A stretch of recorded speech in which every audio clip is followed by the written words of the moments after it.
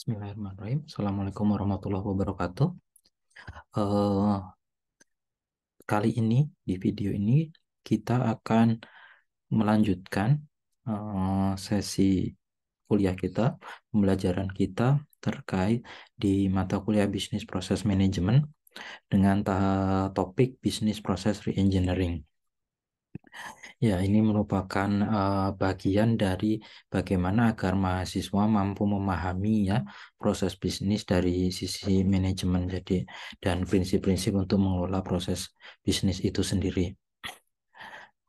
Eh, Baik, jadi sebagai awalan pengenalan itu saya ingin sedikit bercerita dulu terkait proses bisnis proses reengineering ini, yaitu kalau kita lihat ini dari definisi dari Hammer and Champy, itu adalah metodologi to radically. Jadi ini keywordnya adalah radikal.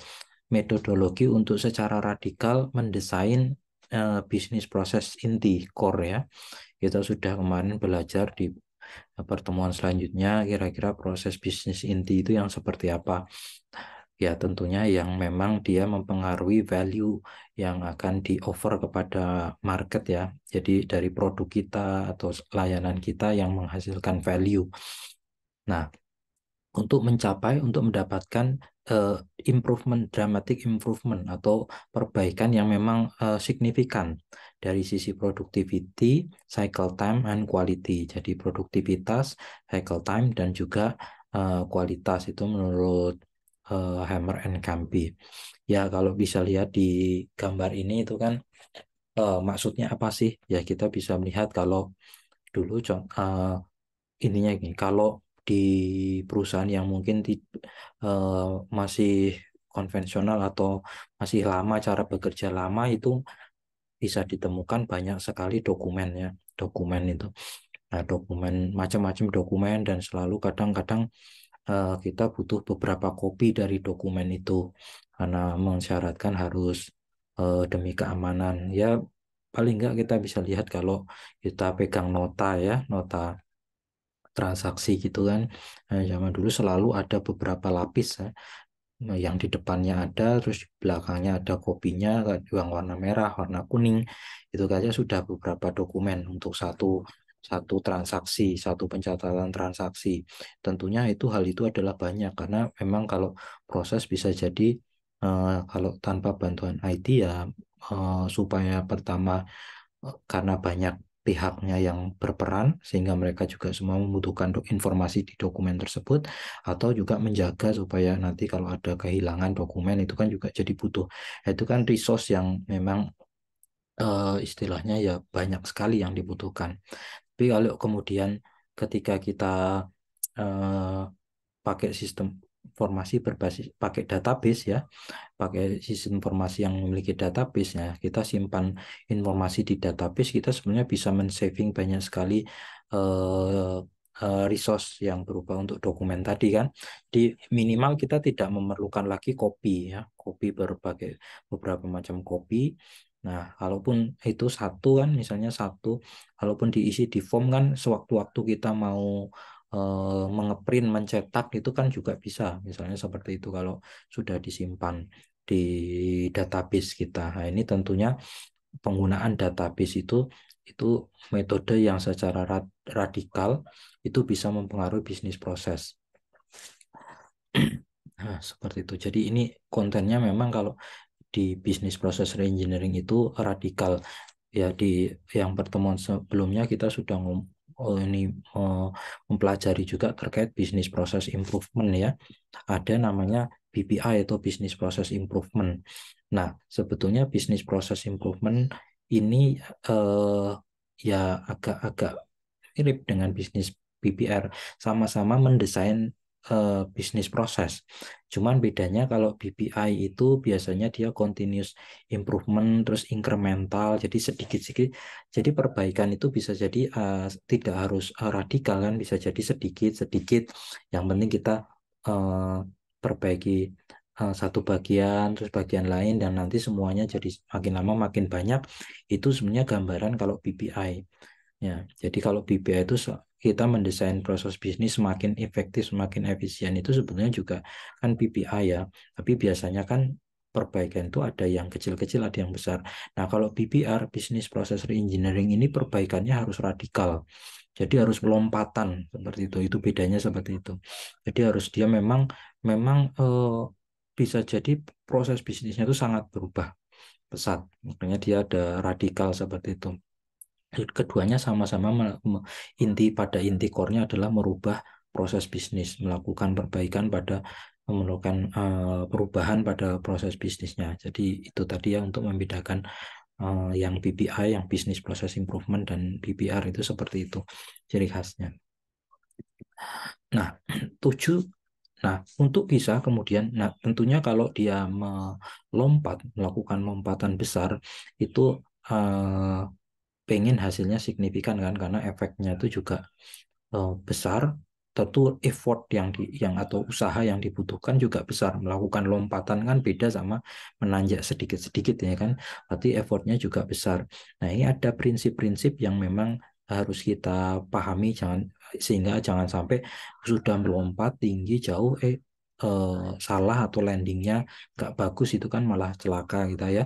Jadi ada prinsip-prinsip yang kita butuhkan, yaitu namanya ini 7 prinsip dari BPR. Itu pertama, yaitu kita organisasi around outcome. Jadi kita fokus kepada outcome.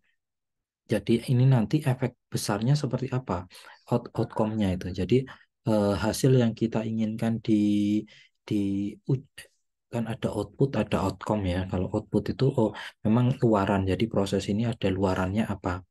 Luarannya misalnya proses apa ya, proses eh, me, me- proses mencatat transaksi keuangan, misalnya transaksi-transaksi keuangan, pencatatan, kan outputnya mungkin ada laporan keuangan, tapi outcome-nya apa?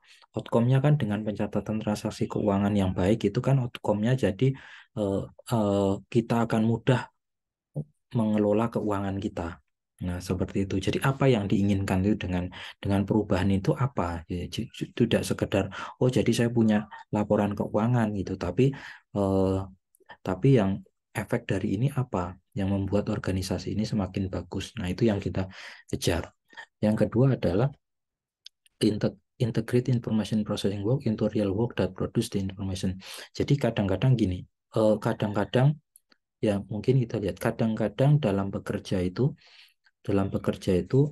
pekerja orang yang bekerja itu sangat fokus sama ya, dia ya memang ya dia harus fokus pada pekerjaannya, sehingga dia eh, susah untuk kemudian menyambi menyambi mencatat apa yang dia kerjakan, yang sebetulnya kita butuhkan sebagai data ya kan. Makanya kalau kita mau teknik industri mau melakukan perbaikan, kan kadang memang ada orang yang bekerja terus ada harus yang memonitor, yang mengobservasi kan, yang observasi ini harus ngisi eh, harus ngisi datanya gitu sambil mengamati, itu aja sudah 2 orang. Atau semacam pakai Kanban, jadi ada kertasnya, jadi orangnya bekerja, nanti setelah bekerja diisi tadi saya ngerjain apa. Kadang-kadang kan itu sudah ada 2 kegiatan yang kemudian masing-masing memiliki waktu kan. Nah, bisa nggak sekaligus dia bekerja itu, sekaligus dia informasi yang ada itu tercatat. Ya katakanlah kalau kita pakai IoT gitu ya, kita atau pakai barcode di di barang kita. Misalnya kita setiap ada barang lewat ke scan, dia otomatis kita tahu berapa yang sudah selesai melewati satu workstation. Jadi tidak perlu di akhirnya setelah bekerja karyawannya workstation setelah 1 jam atau 8 jam bekerja mencatat oh tadi ada berapa yang keluar. Nah, itu kan eh, effort yang lebih banyak. Coba kalau semuanya bisa langsung otomatis dalam prosesnya itu, proses itu pun sudah langsung menghasilkan informasi dan sudah langsung kecatat. Ini tentunya butuh bantuan information teknologi ya, IT atau teknologi tentunya, seperti tadi IoT atau sistem informasi itu kan saya membutuhkan bantuan itu, sehingga tidak kalau dilakukan manual tentunya akan mengurangi efektivitas proses itu sendiri atau produktivitas orang yang mengerjakan proses itu. Yang ketiga, mengidentifikasi semua proses dalam organisasi dan memprioritaskan around redesign urgency. Jadi mana yang kritis. Jadi kita memang kalau sudah mau BPR itu harus bisa mengidentifikasi seluruh proses. Jadi bisa identifikasi, bisa mendokumentasikan, bisa melihat. Jadi prosesnya ada apa saja ini. Jadi nanti proses itu ada yang istilahnya bernilai punya value added, ada yang tidak memiliki value added, ada yang memang tidak memiliki value added tapi harus ada gitu juga ada. Jadi ada istilahnya VA, non NVA, non value added, ada BVA atau business value added seperti itu. Jadi biasanya seperti itu. Nah, biasanya fokus di BPR itu adalah yang memiliki value added. Tadi saya sudah ngomong, yaitu yang core kan, yang karena dia menambah value added. Jadi kenapa? Ya karena itu yang memang urgent. Nah, itu dulu didahulukan. Yang keempat adalah treat geografi. Jadi memperlakukan resource yang tersebar secara geografis seakan-akan mereka centralized. Ya kadang-kadang kita gitu, kadang-kadang misalnya perusahaan kita memiliki cabang di mana-mana. Nah, tapi ternyata yang namanya geografis kan atau katakanlah mungkin bisa region, bisa internasional, bisa dalam ini ya, bisa dalam antar negara gitu kan, bisa jadi itu kan geographically. Kadang-kadang di satu daerah eh, memiliki resource yang tidak ada di daerah lain. Padahal kita perusahaan kita punya gudang di sana, punya apa di sana.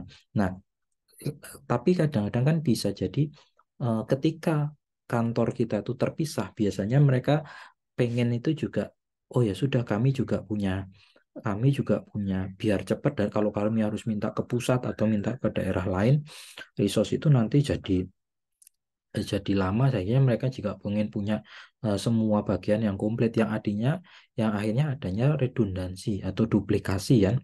Jadi setiap cabang punya bagian-bagian ini sama dengan cabang lain yang ternyata sebenarnya kerjanya kecil-kecil. Nah, bisa nggak resort yang inti itu kalau diperlakukan jadi kan oh iya tetap aja. Nah, cuman masalahnya kan berarti kalau memang mau diberlakukan kan gimana jadi caranya pengaturannya kan harus bagus.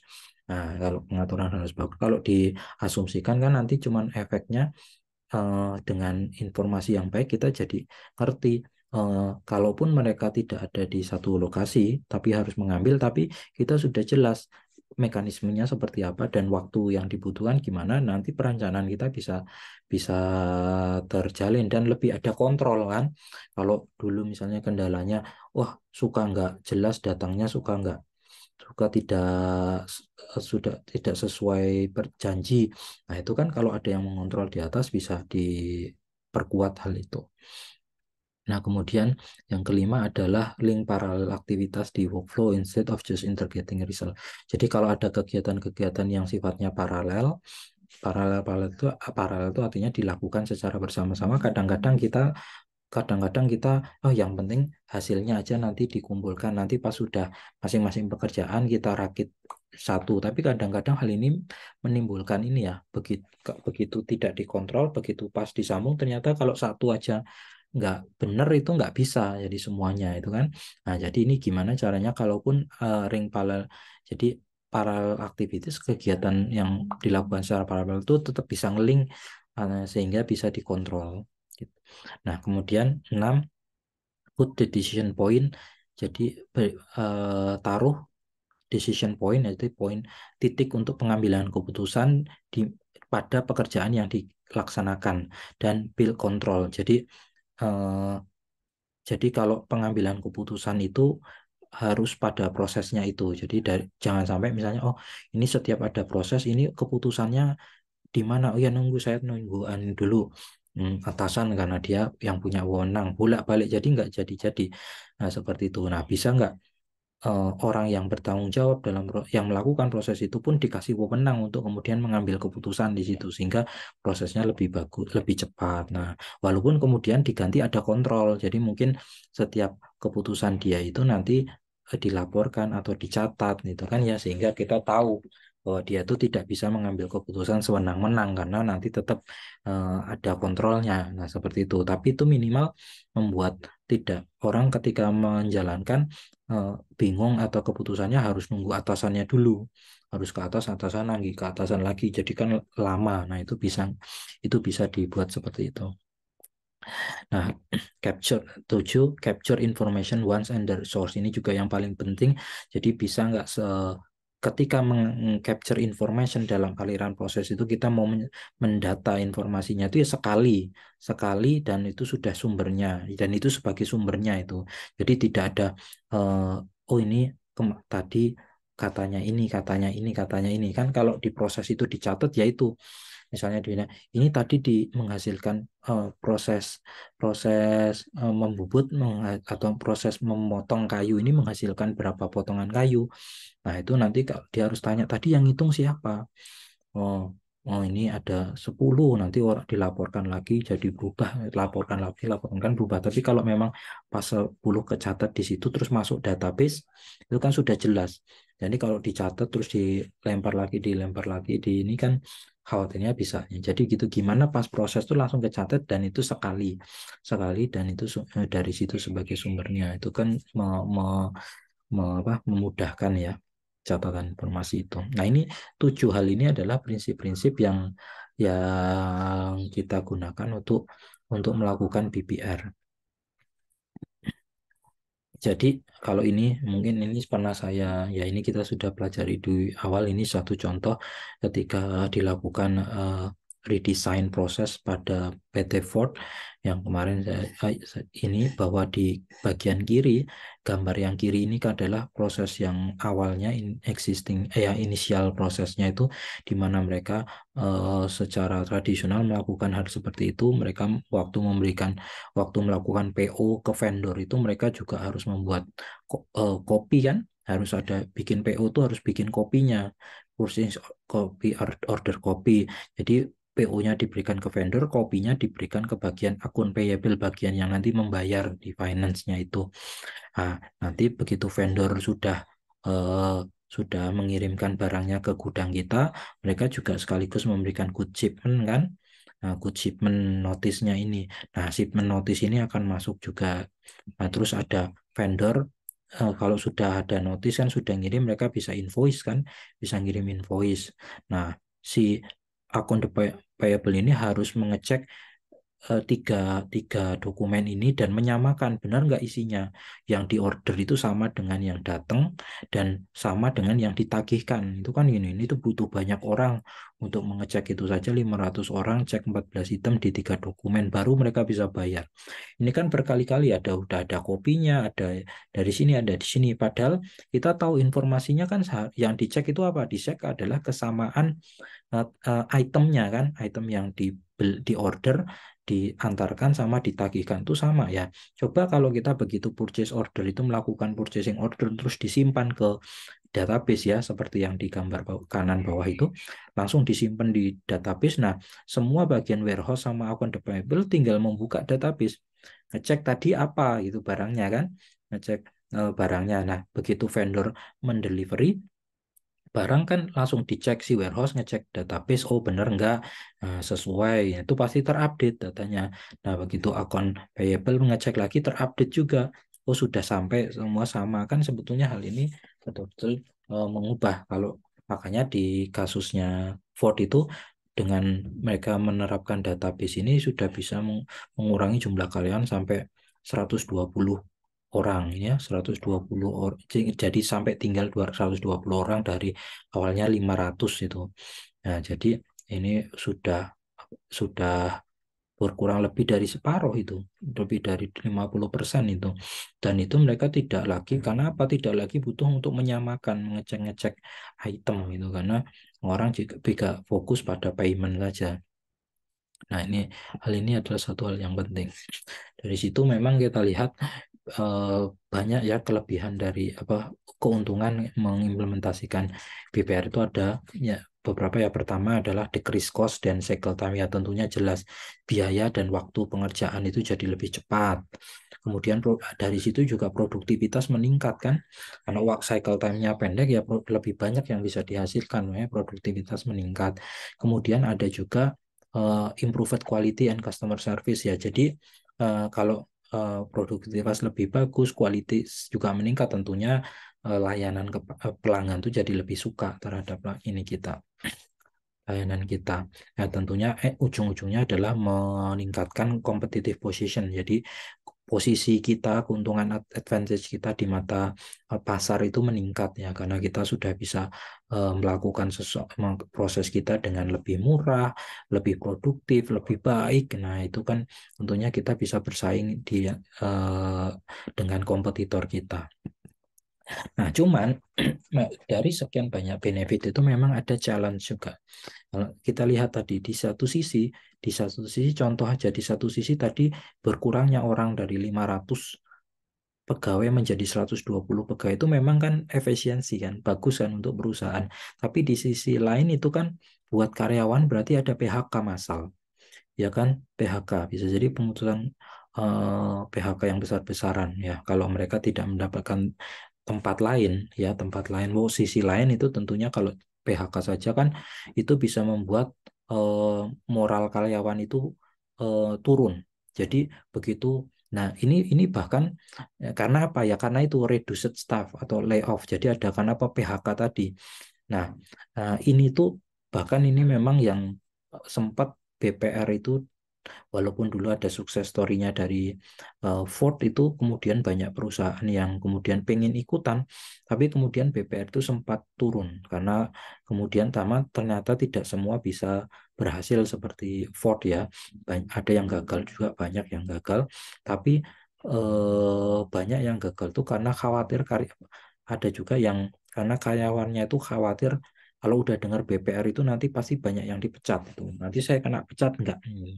Jadi mereka jadi nggak mau menerapkan BPR dengan benar-benar gitu kan ya. Ya siapapun kalau disuruh kemudian coba petakan prosesnya di unit kamu gitu ya.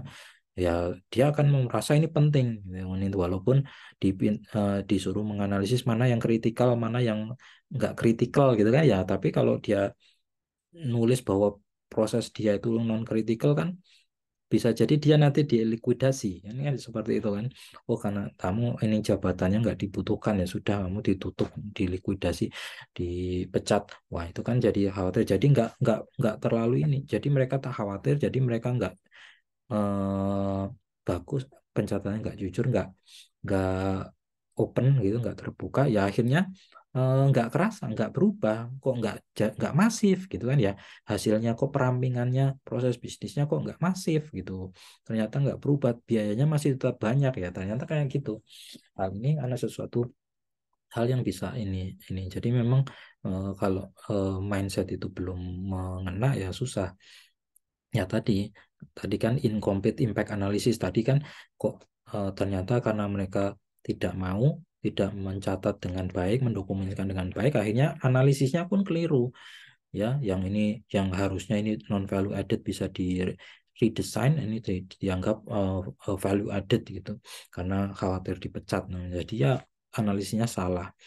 Nah, jadi ini memang memang gini ya, memang eh, BPR ini eh, tadi bedanya dengan BPI kan incremental kecil-kecil. Kalau BPI memang BPR itu memang loncatan besar. Jadi memang dia all or nothing filosofi. Jadi eh, iya iya enggak. Jadi memang kalau mau niat BPR memang harus lompatan besar dan semua orang harus siap itu. Memang kadang kebijakannya juga tega itu kan ya pimpinannya. Kalau memang nggak ada nggak dibutuhkan ya sudah ini ya kita pecat di situ, kita PHK, tapi kita carikan bikin perusahaan baru lah, anak perusahaan baru misalnya yang bisnis lain di sana atau gimana, atau memang harus layoff, memang harus tega. Nah ini karena kalau all or nothing, kalau kalau cuman kecil-kecilan ya itu BPI bukan BPR namanya. Seperti itu. Nah, gimana caranya kemudian overcome challenge-challenge itu, tantangan itu? Ya satu adalah fokus on all change management impact. Jadi kita memang harus fokus kepada semua impact-impact yang akan mempengaruhi manajemen itu. Jadi baik dari orangnya, dari prosesnya maupun dari sistem. Kita nggak cuma bisa ngomong prosesnya, tapi menafikan orangnya ya. Orang tadi kalau orang-orangnya tidak dididik bahwa ini penting supaya di masa depan kita makin kuat dan perusahaan kita terus bisa ini maju ya, mereka nanti yang ini ya kok ya iya orang lain itu jadi itu apa yang nggak penting adalah punya orang lain, punya saya penting supaya saya nggak dipecat. Nah itu kan nanti Jadinya ya kalau semua berpikir kayak begitu kan nggak ada perubahan. Intinya kan seperti itu. Tapi nah ini memang agak susah. Jadi gimana caranya bisa merangkul semuanya. Nah, kemudian yang kedua, over communicate early ya. Tentunya harus dikomunikasikan kan, harus bisa ngomong kepada orang-orang itu, karyawan itu semua bahwa ini penting. Jadi mungkin harus menyiapkan dulu ya, kalaupun mereka ternyata tidak dibutuhkan, nanti ada pensiun dini misalnya gitu, dan mereka mendapatkan kompensasi atau bagaimana. Jadi jangan jangan takut gitu, karena kalaupun ini apa mereka kalaupun di situ tidak dibutuhkan nanti ada tempat lain yang sudah disediakan gitu. Misalnya seperti itu memang perlu komunikasi dan terus practice continuous improvement dan memang terus aja jadi uh, ada kontinuitas, ada keberlanjutan dari improvement ini. Jadi jangan sekali saja. Nah, cara mengimplementasikan dari bisnis proses reengineering ini seperti apa? Nah, itu dimulai dengan visi yang jelas, tujuan dan jelas itu memang kita pengen apa perusahaan ini pengen kenapa harus BPR itu mungkin sudah beban biayanya terlalu berat atau memang oh ini sudah langkahnya kok organisasi ini terlalu gemuk langkahnya sudah nggak lincah atau seperti apa atau memang butuh ini untuk mengarungi era yang baru yang itu butuh keahlian-keahlian baru misalnya proses-proses baru ini harus jelas. Kemudian identifikasi semua proses ya, khususnya yang underperforming, khususnya yang memang prosesnya itu kinerjanya jelek itu. Tapi seharusnya semua. Jadi semua itu dipetakan, diidentifikasi. Nah, nanti karena kita mau fokus kepada yang underperforming kan, itu yang mau kita redesign. Jadi tapi tapi ya tentunya kita harus bisa ngukur kan karena underperforming ini yang mau kita redesign, mau kita ubah, ya kita harus bisa memahami dan mengukur. Pentingnya itu mengukur. Jadi kenapa? Ya karena nanti kita supaya bisa mengetahui bahwa perubahan yang dilakukan itu membuatnya menjadi lebih baik atau tidak. Kan harus diukur posisi sekarang gimana, posisi nanti bagaimana. Jadi kan ini kan ya, jadi ketahuan perubahannya. Nah, itu harus bisa diukur. Jadi ada bagaimana cara melakukan ukurannya mungkin dari hasil yang dia lakukan seperti apa. Kemudian establish IT capability ya tadi memang IT Information Technology Capabilities ini sesuatu hal yang embed sekali, menempel sekali pada BPR ataupun business redesign. Jadi kalau lihat contoh kasus Ford tadi memang ya intinya perubahan itu bisa dilakukan karena ada database ya kan ya. Karena ada sistem informasi, memang ada IT yang mampu kemudian merubah proses itu dari yang manual menjadi lebih efektif, efisien. Jadi mau nggak mau memang perusahaan harus memiliki IT kapabilitas. Nah, kemudian yang kelima desain build test prototype. Jadi mendesain, membuat dan mengetes ya prototype. Jadi proses bisnis yang baru yang tentunya dengan sokongan dari sistem informasi ya atau IT tadi itu nanti seperti apa dan kemudian adapt to organization. Jadi perusahaannya sekarang organisasi harus bisa beradaptasi dengan proses bisnis yang barunya. Kemudian gimana caranya terus beradaptasi seperti itu. Um, Mungkin begitu dari saya. Ini referensi yang bisa dipakai untuk bacaan lebih lanjut terkait bisnis proses dari engineering. Jadi semoga hal ini bermanfaat. Nah, kalau di sisi sebagai kesimpulan ya mungkin kalau di sisi sekarang BPR itu apakah dibutuhkan atau enggak, tapi memang ya kita melihat saja organisasi kita itu sudah bisa berjalan sesuai ya mungkin dari pimpinan banget itu merasa organisasi kita itu bisa berjalan sesuai yang visinya atau tidak atau ya kita bikin kebijakan apa di atas di bawah yang dijalankan apa gitu. Nah, kalau sudah merasa kok apa yang diputuskan di atas ini tidak bisa lagi kok beda dengan hasil yang di bawah itu berarti mungkin ya memang kegemukan kan sama kayak kita kan niatnya pengen lari tapi apa daya kok badan berat sekali tidak bisa berlari ya ngos-ngosan kita cita-cita lari dalam waktu yang cepat lincah ini gini kan tapi kok apa daya kok rasanya ngos-ngosan terus kecepatannya tidak sesuai yang kita inginkan ternyata badan kita atau perut kita terlalu besar, terlalu gemuk gitu. Wah, berarti kan ini harus harus dilakukan re-engineering atau rekayasa yang baru kan. Jadi memang harus di streamlining kan eh, ini organisasi kita itu, body dari organisasi kita. Nah, ini kalau pilihannya mau sedikit-sedikit atau langsung langsung cepat. Nah, BBR ini kalau yang memang dia langsung cepat memang harus kayak program yang betul-betul eh, masif kan seperti itu. Tentunya hal ini butuh effort yang besar, makanya harus harus diperhatikan dengan baik untuk melakukan BPR ini. Nah, kalau eh, ah, eh, nah itu mungkin begitu dulu dari saya. Semoga bermanfaat. Sekian. Assalamualaikum warahmatullahi wabarakatuh.